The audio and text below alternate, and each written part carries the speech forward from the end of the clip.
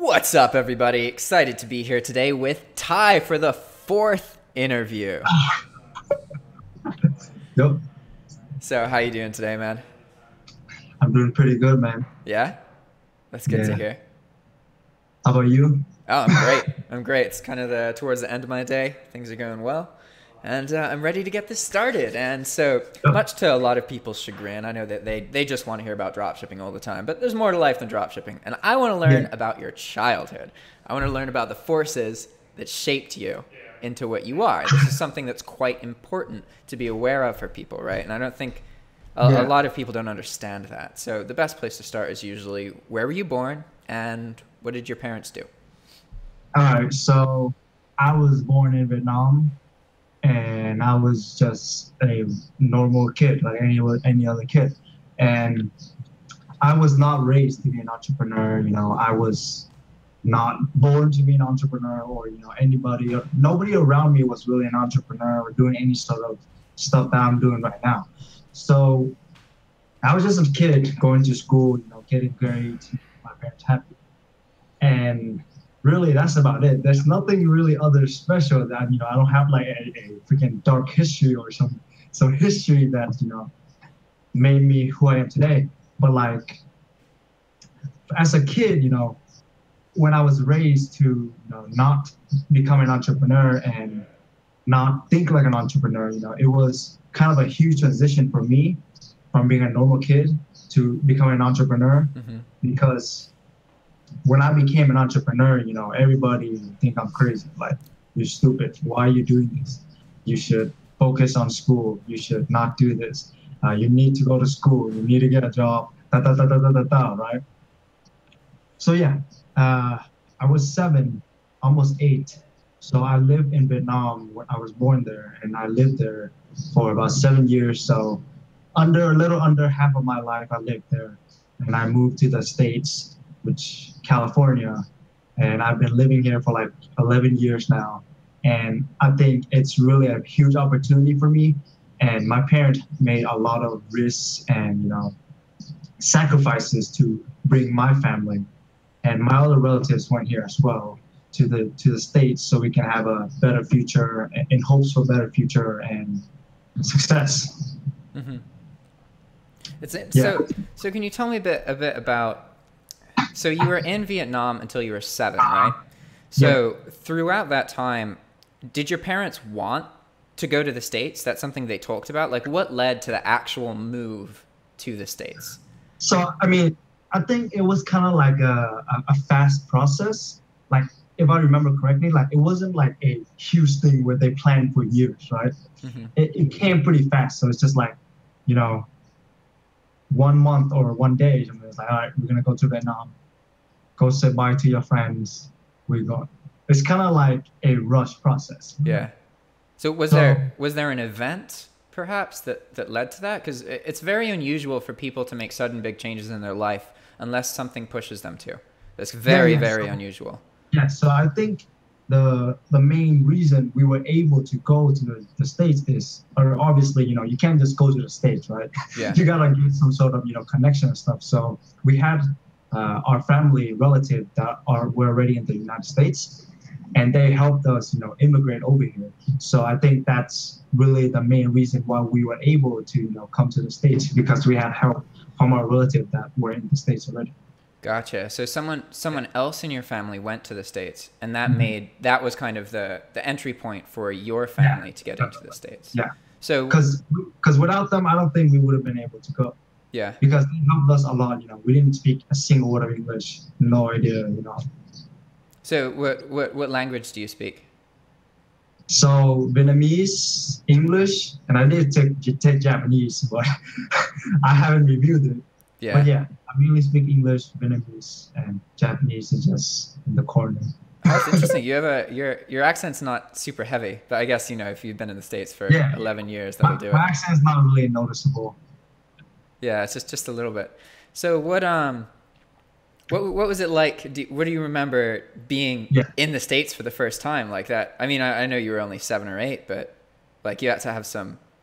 That must have been interesting, right? I mean, like, it's a different country, completely different. So let me talk about like when I was in Vietnam, right? So when I was in Vietnam, it's very different, right?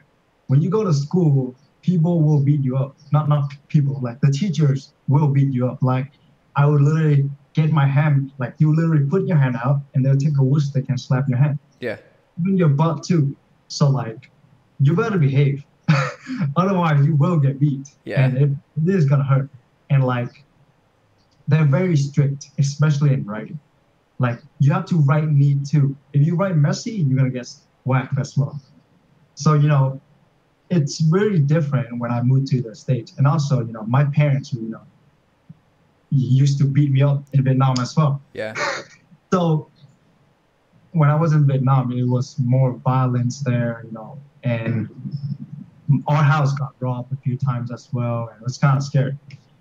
But yeah, so when I moved to the States, it was like a huge change, It's much calmer. Like my parents wouldn't really beat me up anymore, Yeah. Right?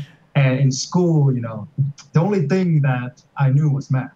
It was funny.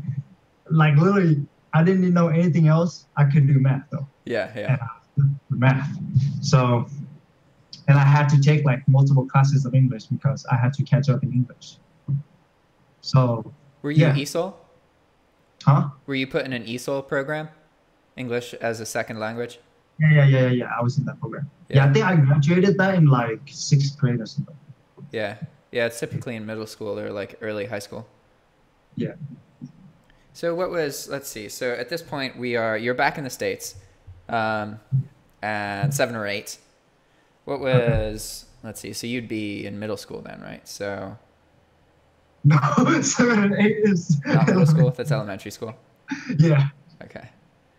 So we're still pretty early on at this point, and you guys move into the States, and did you stay in the same place in the States? Have you lived there since you've moved there? What happened? Okay, yeah. So we moved around quite a few times because when we moved here, we lived together as a big family, and there would be lots of heated arguments and stuff. So we had to move out, Yeah. So we moved out once, and then we moved out again, and I've been living here right now for like 5 or 6 years now. So didn't really move around that much after like the second time of moving. Mm-hmm. And so most of the moving was just in the beginning until you guys found like a place that was comfortable, I guess? Yeah, pretty much. Okay. And I plan to move out soon, and probably within the next few months, I'll probably move out soon as well. Mm-hmm. Cool. So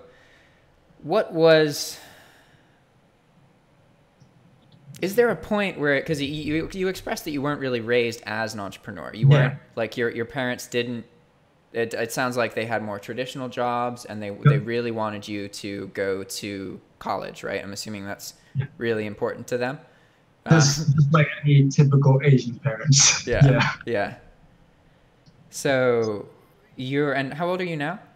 I'm 18. Nice. Man, I wish I knew about dropshipping when I was 18. That'd be dope. Yeah, it's definitely crazy. That's wicked. So that means you just got out of high school, or you're graduating? I actually didn't finish high school. Hey, we got that in common, man. Yeah. All right, so tell me about high school. Let's start at the beginning of high school. So you want me to start like when I was younger, leading up to high school, or you want me to? Because I think the important thing, like leading up to this, like what I did when I was younger, like throughout elementary and middle school, is totally different from what I'm doing in high school or the end of high school. So you want me to talk about that? Yeah, talk about the stuff before high school. Yeah, so mostly during my childhood in the States, I just played video games. Like I would What video games? It's an important distinction. So like around 7 to 9, it was mostly like PlayStation 2. Right? And then I started getting into computers. And then once I went into computer gaming, it was mostly computer games. I didn't really play. What games did you play on the PC? So I would play like those online MMORPG. Oh, yeah. I feel you, man. I'm relating to you right now. So you level up, you grind, you kill people.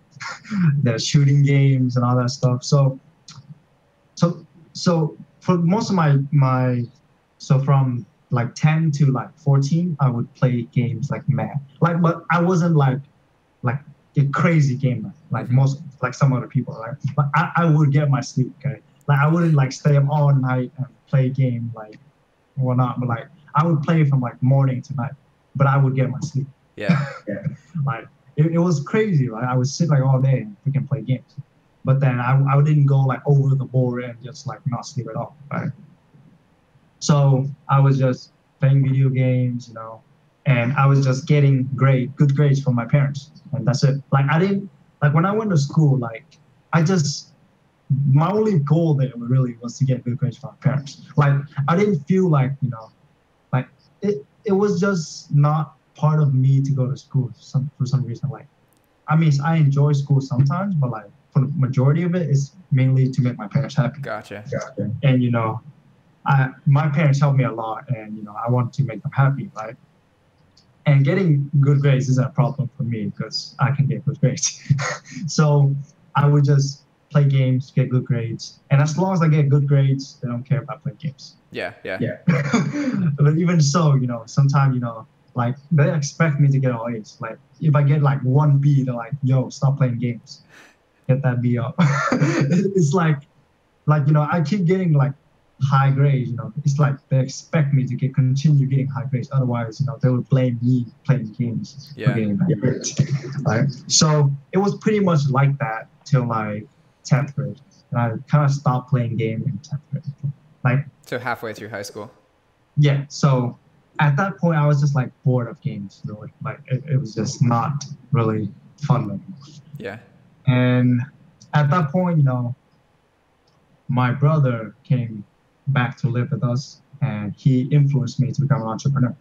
And he was just, you know, talking about like, yo, there's opportunities out there, you make money and blah, blah, blah, blah, you know, those motivational stuff. So it got me into, you know, doing stuff. And he was the one who introduced me to dropshipping. Like I didn't know about dropshipping. He introduced me, and then I took it to the next level. So how did so wait. Yeah. Before you got into dropshipping, was that the first kind of entrepreneurial thing that you got into that he introduced you, or was there other stuff that he introduced you that you tried before dropshipping? Okay, so what I did before to make money was I flipped phones on Craigslist. So there's a few people doing this, but I don't know if it's still good or not. But like, what I would do is I go on Craigslist and I find iPhones and I buy it and I resell it. So it's kind of like drop shipping, but I would buy it and reselling. Yeah. So I made a couple $100 doing that. So that's kind of like my first like entry point. Yeah, entry point to, you know, all of this, you know, making money and stuff, right? So yeah, that was the entry point. Were you fixing these phones and then reselling them, or were you just finding them for a cheaper price and then reselling them for more? Mostly just finding them for a cheap price. I gotta make sure like they're in good condition and stuff like that. But yeah, I didn't really fix anything. As long as they're good to go, I just resell them.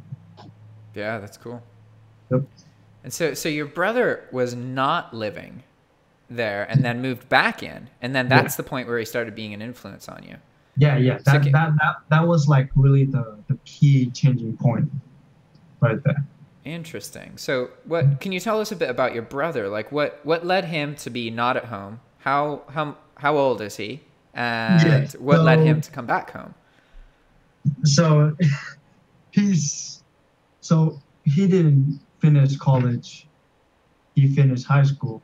So basically he went to our relative's house in like another city out of town to get a job and work there.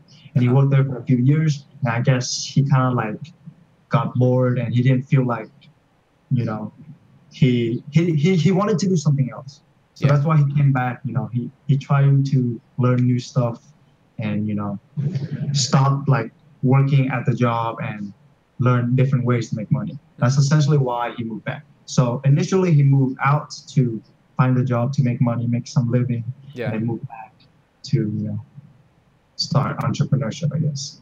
So how did your parents feel about him? Because so after high school, he didn't immediately go to college. Yeah.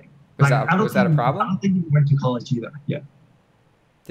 How did your parents feel about that? Yeah. I mean, they would be pretty pissed too.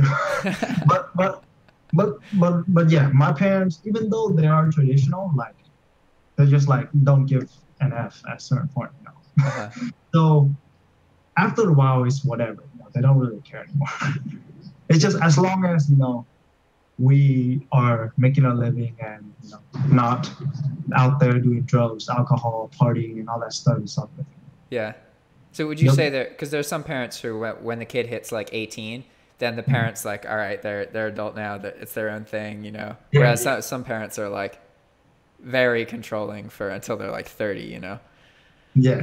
So with my parents, I think they're very laid back. Like I can do whatever I want, like whatever. Like well, obviously I'm not gonna do whatever, but like essentially they're not gonna be like, hey, you can't drink drugs, or I mean you can't do drugs. Or they don't say that. It's just like an assumption. They know Gotcha. I'm not gonna do that.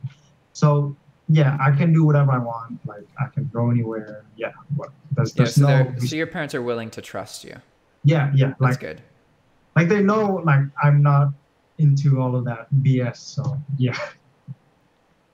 Interesting. So, okay. So your brother left, did a job thing for a while. And then I get the impression he was unsatisfied with that. And that led to the entrepreneurial pursuits. And Yeah. So did he move back in because that would allow him to have less costs? And then he could focus more on those things? Or what was going on there? Yeah, he moved in to live with us. And more the cost thing, it will cost less. Yep. And it will give him time to learn and learn new skill sets and to be able to make more money. Because that's his old job, you know, there's not much growth to be made there. Yeah, a lot of places they grow linear. Like even if you work your ass off, you can only get like you know, like 5% more every month or whatever. That's the whole purpose of being an entrepreneur, is you can access that exponential growth. Yeah, definitely.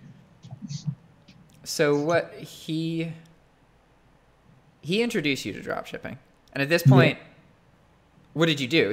Did he just like come down and was like, "Hey, yo, man, you got to check this out. You got to try this," or was he doing something and then you were like, "What's that?" You know? So he learned like the concept of drop shipping from another dude, and he made me watch his video, and you know we sat down and we watched it together, and we were just thinking like, wow. Whose video is it again? Jeffrey Bunting. Okay, gotcha. Yeah, so we watched the videos together, and we were like starting to think like, hey, this is cool, and this guy knows what he's talking about. Yeah. So yeah, after you know we watched the video, we kind of got motivated, and we were thinking like, wow, you can actually make a lot of money with dropshipping, and we were really hyped up. And then I created the eBay account and stuff, and then I listed some products, and we got some sales. And then after I got the sale, I realized, holy crap, the profit margins are really low. so it's kind of like I got hyped. I'm like, oh wow, you can make a lot of profit. Like you can sell it at whatever price and whatever you want, right? Yeah. Then like after I make a sale and stuff, I realized, holy crap, there's a lot of competition already, and there's a lot of people doing this. I'm like, oh man, I just got demotivated. So yeah, it was. I think the important thing here is like, because I took action. Like I didn't just sit back and continue to read stuff and you know overthinking and all that stuff. Like I literally just made an account and listed a product. And that's really how I started. I didn't even take a course, which is kind of dumb, but also good. Yeah, it depends. Yeah. Depends on the course. Depends how much, depends on how much money one spent on a course, whether it was, you know, worth it or not. Yeah. Some people drop grants. Like when I started, David Wu had his course on, so I think I would have been a little better if I took the course. But I think because I started myself, I was able to learn a lot by myself as well.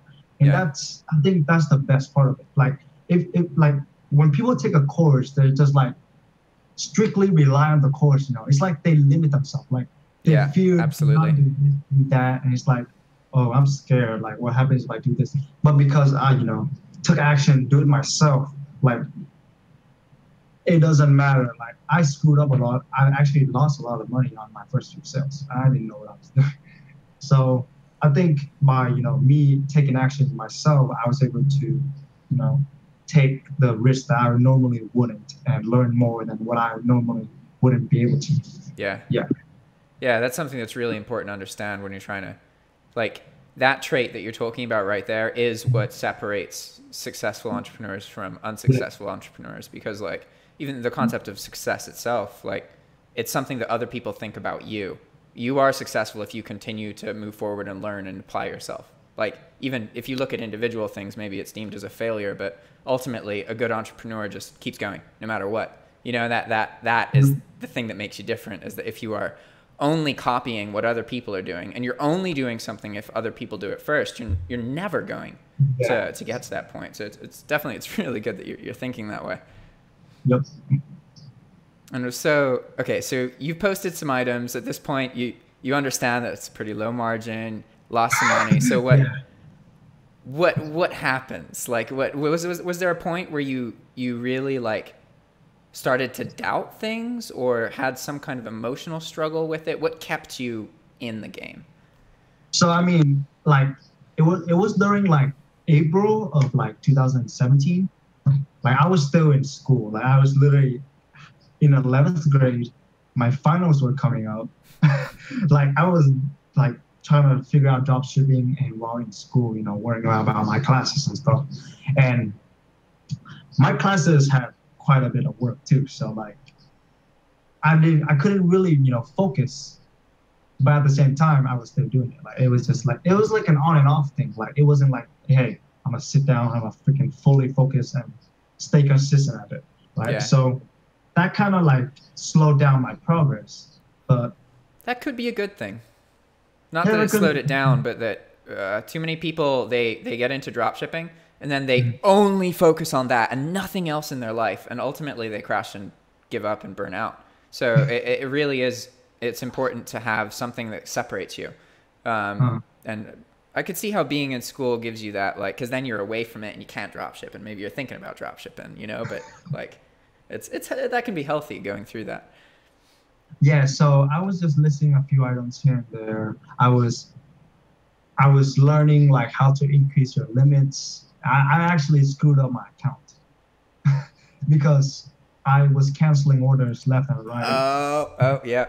Yeah, so I went below standard, and that also, like, so I went below standard, and I called and asked for an increase, and they said I couldn't, and that was the moment that I realized that I effed up. Yeah. So that demotivated me right there. And then I tried to bring it back up and stuff, but then I screwed up again because the buyer was able to close the case without my resolution, and I didn't know how to deal with that also. So that also goes against my account. So I messed up again. Yeah. So I made a lot of mistakes. So, but, somehow I was still doing it. But the point where I was, like, done with this was, like, I got my first negative feedback. And that was also when I screwed up again.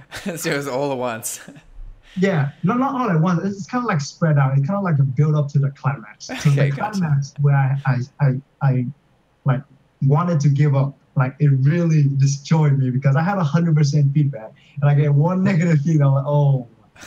And what the buyer said in the comment was really bad too. He's like, buyer lied and I did not request to cancel the order and relisted it at a higher price.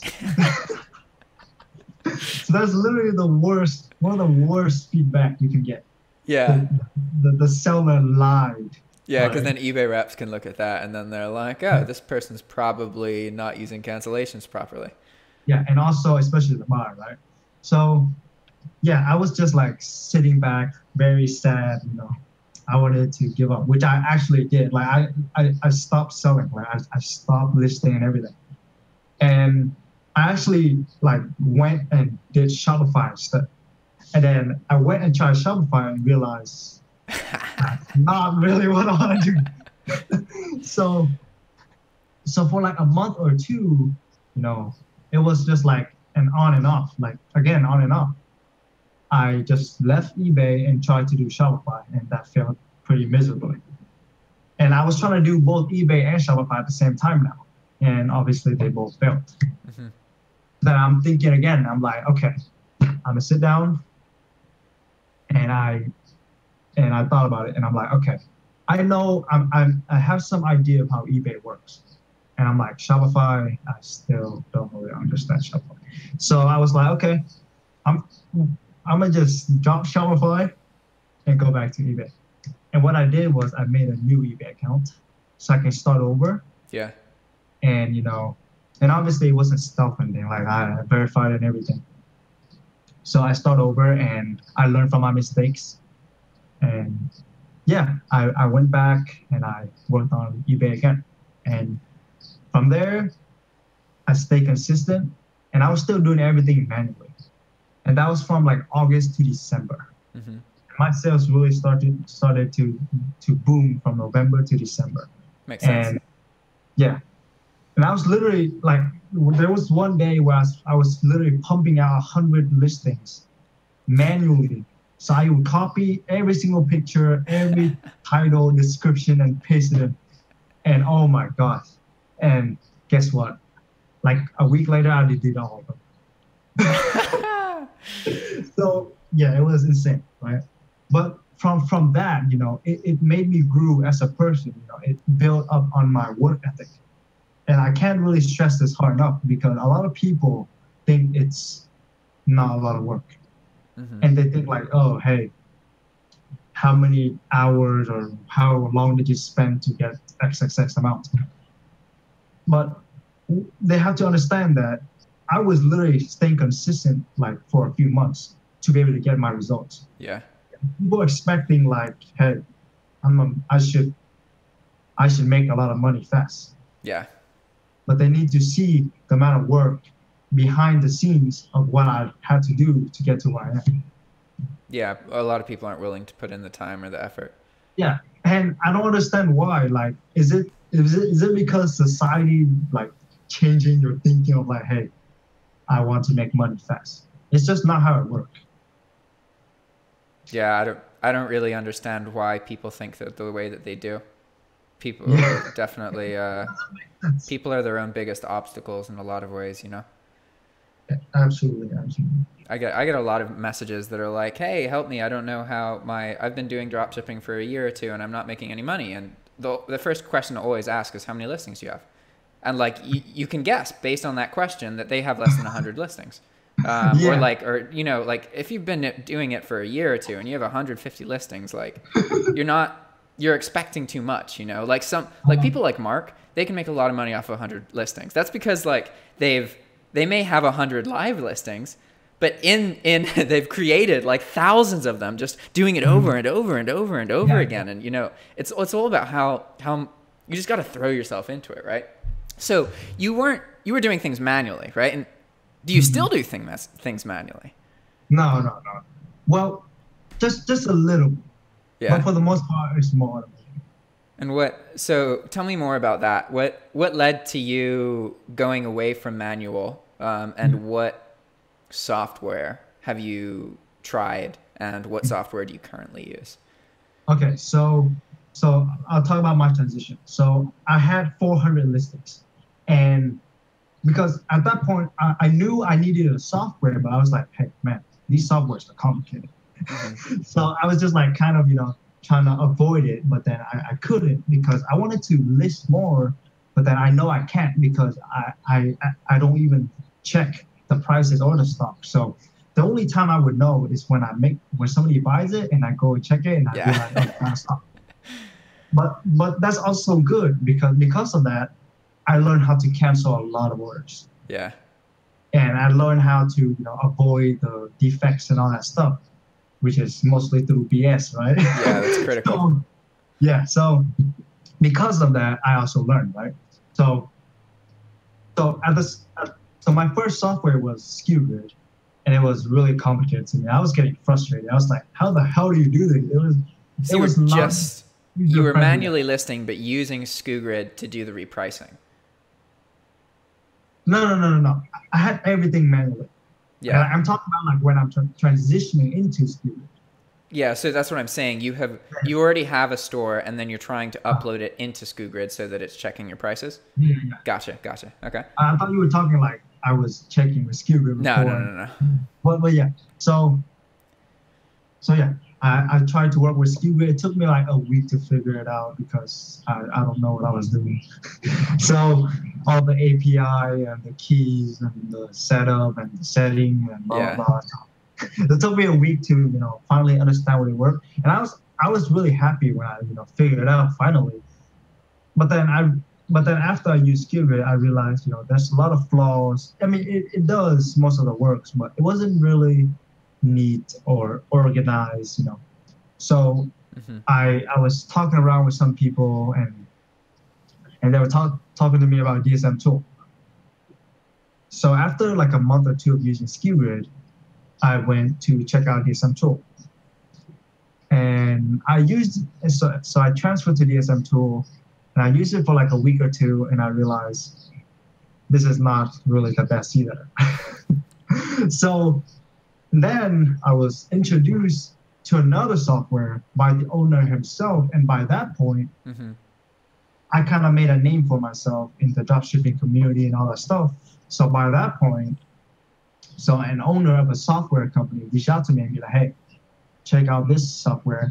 It is better in this way, that way, this way. It has this feature, this feature. I'm like, hey, cool. They have that specific feature that I like, right? So I check it out, and then I use it. And what software is this? And this is O2DS Tools. Okay, gotcha. So I use it, and I test it for a month or two, and I come to like it, so I stick with it. So that's what you currently use is AutoDS? Now is where I am right now, using AutoDS Tools. Yep. And tell me more about that tool, because I don't know. I know of its existence, but I don't know too much about it. And you said there was a specific feature that it offered that others didn't offer. So elaborate on that. I mean, that specific feature, I think another software has it, but DSM Tool didn't. So that kind of brought me in. So basically, it was the feature to fully edit your items. DSM Tool didn't have that feature, and that was really important to me. So that was one of the features. And the other feature that sort of like kept me sticking was like, it was really organized and neat. Like, it wasn't like SKUGrid where you're like trying to figure out like, how do you do this? Like, it was really simple. Click a button, connect your eBay account, everything that you need, like organize everything. And that's really important, user-friendly. And you have to make it easy for the person who have no idea what he's doing to understand what this software is doing, what it's supposed to do, what it's not supposed to do, and so that's about it really. And the price is really cheap too. That's good. That's definitely good for beginners. So that's something I think about a lot. Is like, all right, there's content I can make that's like more advanced about dropshipping, but the reality is that like the vast majority of people watching YouTube videos are new to dropshipping, and like, so like compare CSV, for example, like working with large databases and CSV files, that kind of stuff is a really valuable skill as a dropshipper if you're big. And it's something that it took me a long time to really wrap my head around and understand. So I thought that, okay, since this took me weeks to understand, like people should want it if I can explain it to them in like 10 minutes. But nobody really cares because new people don't use CSV files. So the only people who care about that are the people who are into it. And at that point, that is like a very small percentage of the people who watch dropshipping videos. So it's really interesting. But so now you run, let's talk about your YouTube channel, because you run a YouTube channel about dropshipping, I think, right? So what started that? Okay, so I don't know. It was just kind of like like I usually don't really like. I was like not self-confident before. Like I really did not want to present myself in the camera and stuff. Yeah. Like I was really nervous and all that stuff. So that kind of like helped me, open myself up and help people. So that's one of the reasons. And the other reason is, I get a lot of questions, and if I just put in a video, I can just help a lot of people. It's simple, right? So you established, I'm assuming, a Facebook presence as a drop shipper, and then you were getting questions that you were answering over and over again. Yeah. Okay, I understand that. Just becomes more efficient to make a video, and then you just link them. Really a lot more efficient. Yeah. And when I'm like, before I was doing YouTube, like I didn't, like the way I think about YouTube now is different from how I was thinking of YouTube. Like I was like, okay, let me try to explain this. So with YouTube, like it's kind of like the same concept as dropshipping. And I didn't think of it like this. So with dropshipping, you know how when you list a product, it's gonna stay there and make you money, right? With a YouTube video, it's the same concept. Once you make a video, it's gonna stay on there for 24 hours. And people can watch it anytime. Yeah. And that's really why I think YouTube is really powerful. And I recognized this like a month ago or something. So that really, you know, made me want to get into the YouTube game even more. Wicked. So I'm actually gonna, I'm recording the screen right now. So I'm gonna go to your YouTube channel. YouTube Thai, it's your full name, right? Taiwan. So youtube.com/c/Nguyen1. I think I found it. Oh, yeah. Nope, this is a different one. Wait, does yours say Utopian Life on it? Wait, what? No, I think there's a different one. One second. I can send you the link. No, I found it. There's another channel with the same name. Yeah, Nguyen's a pretty common last name. Cool. Yeah. So okay, I'm gonna pull up some of your videos and ask you some questions. So let's see.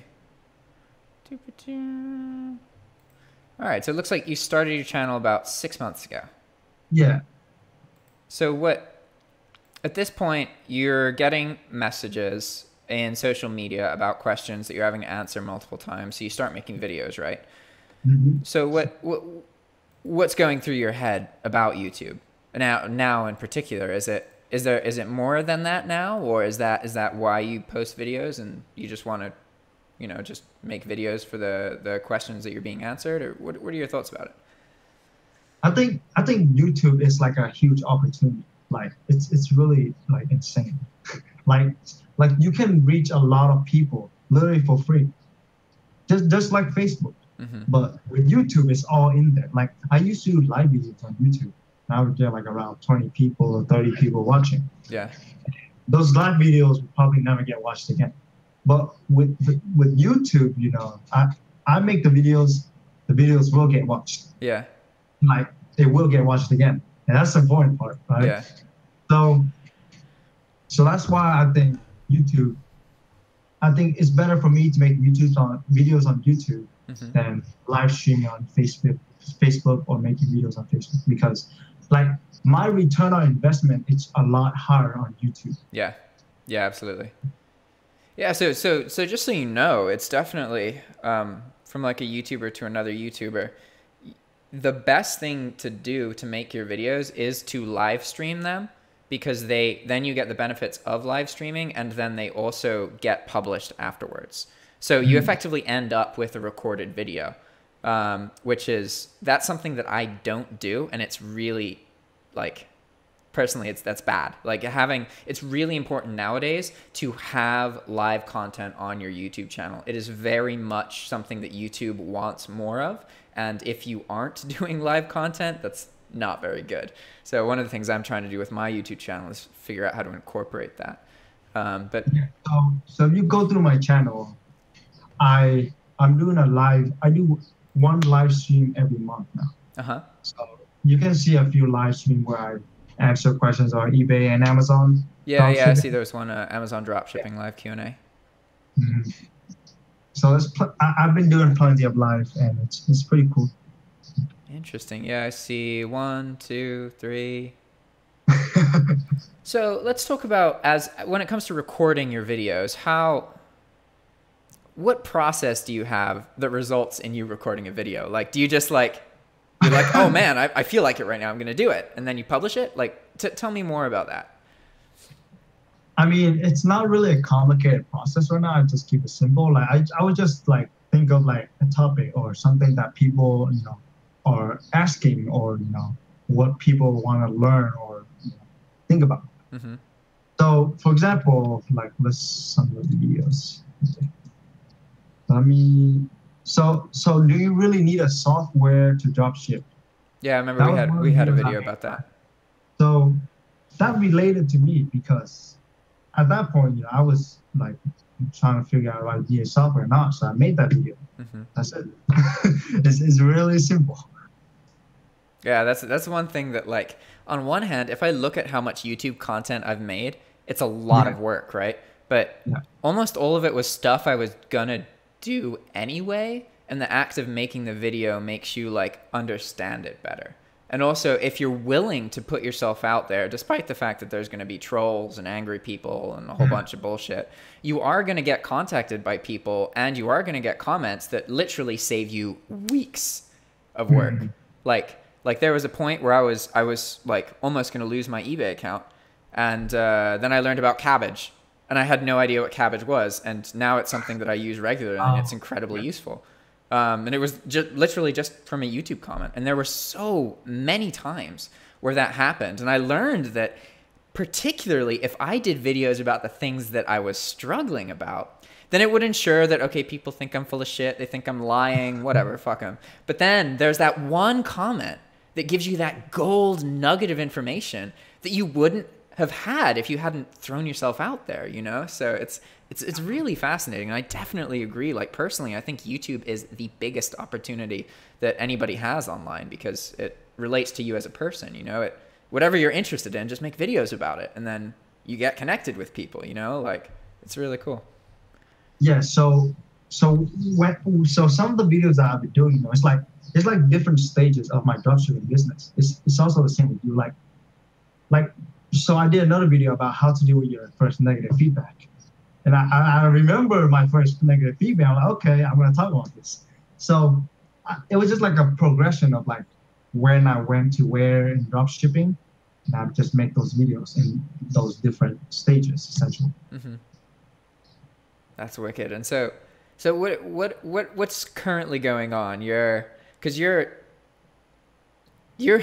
a point where are your parents like aware of dropshipping? Do they think like, oh, he's got this stuff going on? Are they like supportive of that? Or are they pushing you to go to college? Like, this is something you talked about earlier in your childhood, but what does it look like now? Like, how does that play out? So right now it's just, they don't care about college anymore. At this point, they're just like, okay, just do your best. Yeah. Do whatever works for you, essentially. That's pretty much it. So right now, what's going on right now is I'm about to go back to Vietnam. Oh, really? In like a month. Yeah. So to visit and vacation, because I haven't been there in like 11 years. So wow. I have to go back, right? So it's kind of like a weird time for me because I'm not really focused on dropshipping right now because I'm going back in a month, and I don't want to, like the aftermath of customer issues. You know what I'm talking about? Yeah. Like, let's say I'm going all in dropshipping. I'm trying my best to get the most sales before I go back to Vietnam.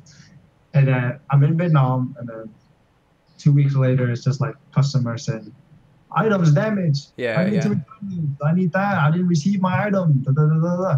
So it's like a huge headache with that, right? So it's kind of like laid back with the dropshipping business. And another thing I want to talk about is, with my level of understanding of dropshipping and to my level of credit, and so credit is really important to scaling up your business, correct? Yeah, you need some kind of cash flow. Credit helps a lot. What I'm having right now is I know how to make a lot of sales, but my credit is bad. So it's not balanced, right? Yeah. So it's kind of like stuff. Like, I can use Kabbage and whatever loan to get, but if I'm able to generate $10,000 in sales every day on Amazon, I would need so that'll be in 2 weeks. So it'll be around 140,000 in 2 weeks, right? And I would need around 100,000 in capital upfront. Yeah, to be able so to. for those of you listening who don't know what he's talking about, when you're dropshipping on eBay, you get your money instantly through PayPal. So you can use the money to purchase the product. You know, obviously when you first start, that's not true. There's a period where you got to get like basically certified and that kind of stuff. But once you're through that, then you do get your money instantly. Whereas on Amazon, you get paid in like 2-week chunks, and you have to do everything for those 2-week chunks out of pocket. So you absolutely have to have some form of credit or cash flow in order to spend that money that you haven't been paid for yet. So that's what Ty's talking about right now, is that kind of struggle that you need to have like a large cash flow system in order to operate well on Amazon in particular. But here's another thing. Don't. So what Jack said is correct, right? But don't get like, you know, don't get, what's the word? Don't get like, I can't think of the word. Don't get demotivated to not start on dropshipping on Amazon because of the problem I'm having. Because I don't think most of you guys are gonna have my problem. Because the problem here is when you're a beginner on dropshipping on Amazon, you're not gonna be able to make much sales. So it's okay to not have good credit. Yeah. With me, it's not balanced. So if you have bad credit and you don't know how to make sales, that's balanced. Yeah. But if I have not that good credit, but I can make a lot of sales, that's not balanced. However, if I have good credit and I know how to make a lot of sales, that's balanced. That's good. Yeah. But my situation is not good. So just because my situation is not good doesn't mean your situation automatically is good. Yeah, but it's important that they understand, like, because there are going to be people who they're literally just learning something just so they can tell themselves that it can't happen because of that, right? People are looking for obstacles to stop them, so that it's not me who gave up. It's this thing that happened to me that made that happen. I didn't give, you know, that's typically what people do. But it is important to understand, you know, that cash flow is more important on Amazon. But so what are you thinking? Like, what are you interested in growing? Like, what's your, because you're going to Vietnam soon, and you said that you're not feeling like super serious into drop shipping at the moment because of that. So like, are you focusing more on like social time with your friends, or like what's kind of the focus in your life at the moment? So the focus right now is just probably YouTube. You know, I'll watch some videos, learn more about YouTube, because obviously YouTube is okay. You know, it's not like I'm gonna have people flaming me. I don't even deal with that, right? Like it's kind of chilled and laid back to YouTube. Yeah. So, like, what would be the best thing for me is learn YouTube. You know, watch more videos on business, entrepreneurship, and stuff like that. Get my health together, exercise. That would be the best thing, right? So I think that's what I should be focusing on.